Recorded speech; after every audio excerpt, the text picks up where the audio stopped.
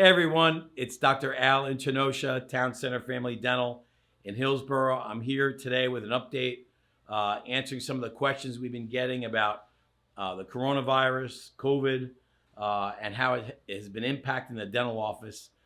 We've been still getting questions. We get people that are obviously concerned. They want to know, is it safe to come back to the dentist? And I could say without a doubt, yes, it's safe. Offices all throughout the country have made a lot of changes to make it safer. And we've been able to operate and see almost our normal flow of patients.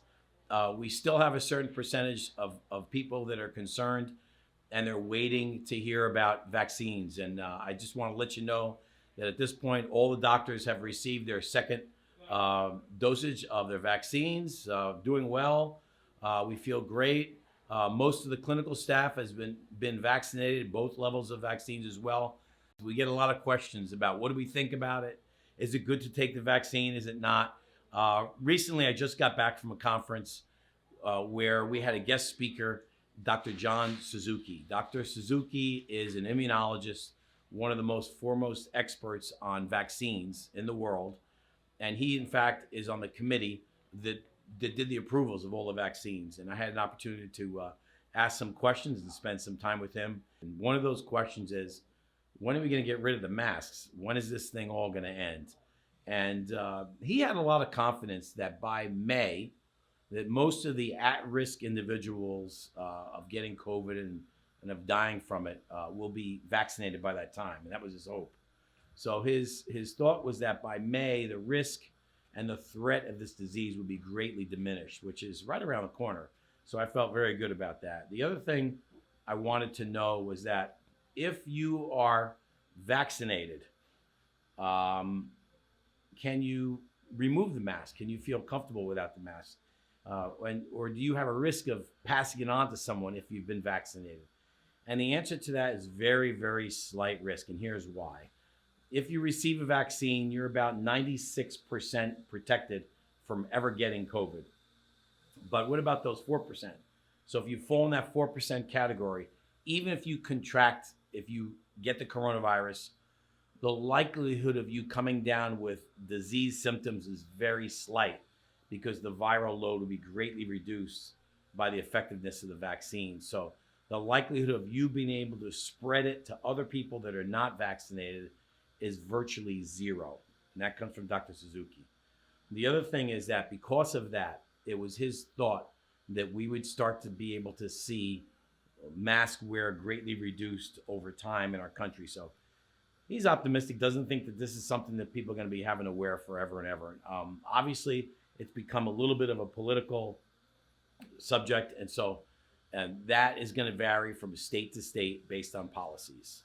So one of the other questions that came up was, who's at risk? Who's not at risk? And does that change from state to state? And actually it does.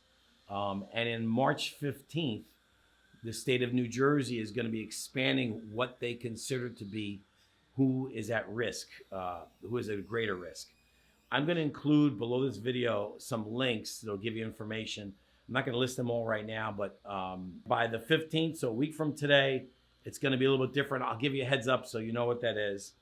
That will allow you, if you're interested in getting the vaccine, be able to move up on the list and get the vaccine a little bit sooner. I do know that there's a certain percentage of people that are opposed to vaccines. I respect everyone's right to have a vaccine if they want one.